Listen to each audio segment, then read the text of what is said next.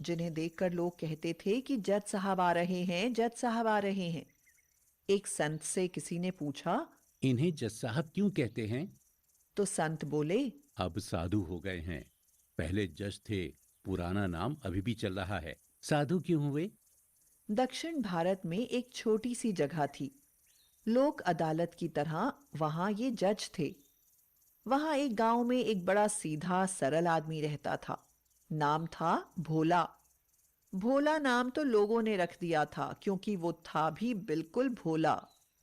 वो राम जी के अलावा किसी को जानता ही नहीं था। भोला केवट जाति का था। गांव का कोई भी व्यक्ति उससे पूछता तो भोला बोलता था कि रघुनाथ जी जाने, मैं तो कुछ नहीं जानता। भोला के दो बेटे और एक बेटी थी। बेटी विवाह के योग्य हो गई। बेटे ने कहा, पिताजी, आप धनी सेठ के यहाँ जाकर उनसे कुछ रुपए उधार ले लीजिए। बहन के विवाह के बाद हम लोग कमाकर रुपया चुका देंगे। केवट गया। सेठ जी ने ब्याज की सामान्य दर तय की, लिखा पढ़ी हुई, और केवट 200 रुपए ले आया। बेटी का विवाह हुआ। बेटी विदा हुई ससुराल को। केवट ने घर छोड़ दिया और गांव में ही रघुनाथ के मंदिर में रहने लगा। केवट के बेटों ने काम करना शुरू किया। पिताजी, ये लीजिए रुपए, जाकर सेठ जी को वापस कर दीजिए। केवट ने जाकर सेठ को ब्याज सहित रुपए वापस लौटा दिए। सेठ ने रसीद बना दी कि सारा रुपया वापस मिल गया। केवट को रसीद दी और कहा, केवट पढ़ो क्या लिखा है। सेठ जी, रघुनाथ जी जाने, मैं तो कुछ नहीं जानता, क्या लिखा है। इस पर सेठ जी के मन में पाप आ गया कि इससे दोबारा पैसा लिया जा सकता है। ये कागज हमें दे दो और तुम जाकर पानी ले आओ। केवट पानी लेने गया तो सेठ जी ने वो रसीद अपने पास रख ली और एक कागज पर कुछ ऐसे ही लिखकर केवट को दे दिया। केवट कागज लेकर मंदिर आ गया। उसने रसीद रघुनाथ जी के चरणों में चढ़ाकर अपने कमरे में रख दी। इधर सेठ जी ने मुकदमा कर दिया कि भोला ने रुपया लिया, वापस नहीं दे रहा है। मांगने पर कहता है कि मैंने रुपया चुका दिया है। अदालत में केवट को जाना पड़ा। वही जज जो महात्मा हो गए थे, उन्होंने सुनवाई शुरू की। जज ने पूछा, तुमने सेठ से रुपया लिया था? तो केवट ने कहा, हाँ। चुका दिया? हाँ। इसका प्रमाण? केवट ने वही कागज जज साहब के आगे बढ़ा दिया जो सेठ जी ने उसे दिया था।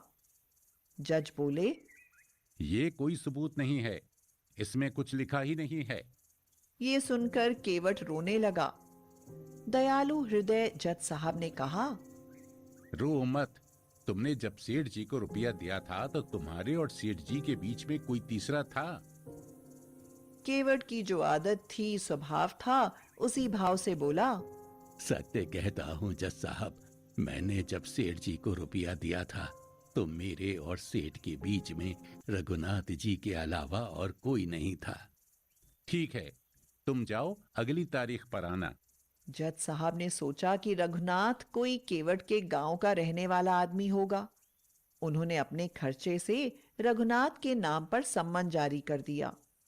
चपरासी पूरे गांव में सम्मन लिए घूमा।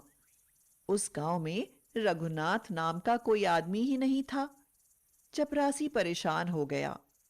इसी दौरान एक व्यक्ति ने कहा कि गांव में रघुनाथ नाम का कोई नहीं है, लेकिन रघुनाथ जी का एक मंदिर जरूर है। तो चपरासी बोला, वही बताओ। मंदिर पर चपरासी पहुंचा तो पुजारी जी बाहर बैठे थे। चपरासी ने उनसे पूछा, रघुनाथ जी का मंदिर यही है?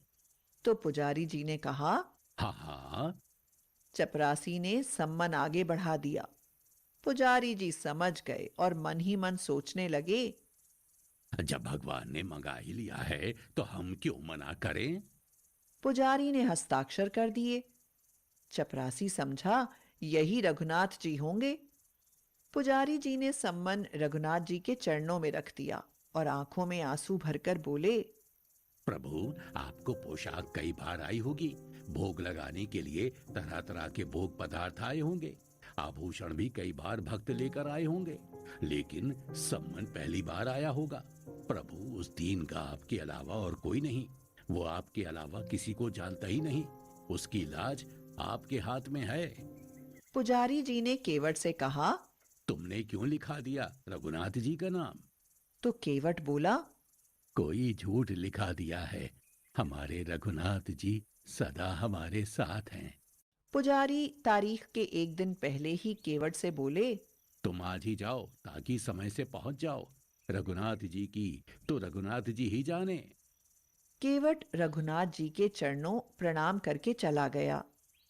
दूसरे दिन पुजारी जी सुबह जल्दी जगे, भगवान की आरती पूजा की, भोग लगाया। उनको लग रहा था कि आज भगवान पहली बार बाहर जा रहे हैं। कपड़े अच्छे पहनाए और रोने लगे। प्रभु, आपको जो पोशाक अच्छी लगे वही पहनकर जाना, लेकिन जाना जरूर। उसका कोई नहीं आपके अलावा। उधर केवट पहुंचा, सेठ जी भी पहुंच गए। जज साहब ने पूछा, केवट, तुम्हारे गवाह रघुनाथ जी कहाँ हैं? तो केवट ने कहा, साहब, यहीं कहीं होंगे। वो तो सब जगह रहते हैं। जज साहब फिर केवट की बात समझ नहीं पाए। चपरासी बोला, रघुनाथ हाजिर हो, रघुनाथ हाजिर हो, रघुनाथ हाजिर हो। 3 बार चपरासी ने ऐसे जो आवाज लगाई तो उसने देखा कि एक बूढ़ा आदमी हाथ में लकड़ी पकड़े, कमर झुकी हुई, हाथ से इशारा किया। साहब के सामने आज रघुनाथ जी गवाह बनाए थे। सेठ जी देखकर चौंक गए कि ये कौन आ गया। जज साहब ने पूछा, आप थे वहां? तो रघुनाथ जी ने कहा, हाँ, केवट ने रुपया दिया है। इसका प्रमाण? हाँ, इन्होंने रसीद भी लिख ली थी।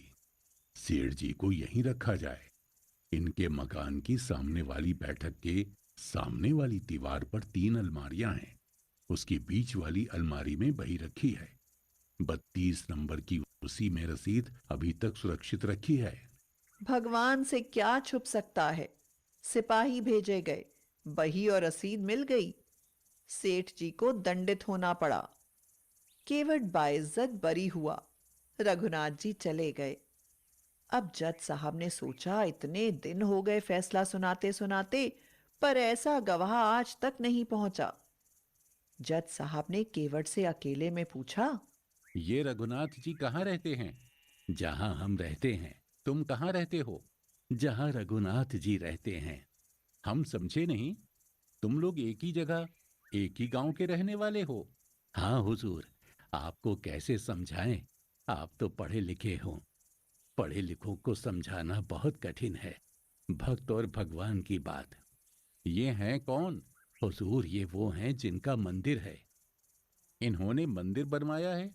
देखने से तो नहीं लग रहे थे कि कोई इतने बड़े संपन्न आदमी होंगे जिन्होंने मंदिर बनवाया होगा। पुजारी भी नहीं लग रहे थे। हुजूर, ये वही हैं जो मंदिर में बैठे हुए हैं। अब तो जज साहब ने चपरासी को बुलाया। चपरासी कांपने लगा, कहने लगा, हुजूर, ये वो आदमी नहीं था जिसने हस्ताक्षर किए थे। इसके बाद जज साहब ने गांव में पता लगाया तो भाव विह्वल हो गए। अपने बंगले पर आए और रोने लगे। लोग बोले, अरे तो इसमें रोने की क्या बात है, खुश होना चाहिए कि दर्शन हो गए। तो जज साहब ने बड़ी भाव भरी बात कही। आज बड़ी गलती हो गई। जिसकी अदालत में एक दिन सबको जाना है, वो पालनहार आज मेरी अदालत में आए थे और मैं बैठा रहा और वो खड़े थे। मैंने बहुत बड़ी भूल कर दी। उनको पहचाना तक नहीं। लोगों के जीवन का फैसला करने वाले को ही मैं फैसला सुना रहा था। दूसरे दिन जज साहब ने अपना इस्तीफा दे दिया। वृंदावन आ गए, साधु जीवन बिताया। मंदिर में जाते तो अंदर नहीं, बाहर से ही दरवाजे की धूल सिर पर चढ़ा लेते। मुझसे अपराध हुआ है। भगवान मेरे सामने खड़े रहे और मैं बैठा रहा। अब कैसे उन्हें अपना मुंह दिखाऊं? तभी से जज साहब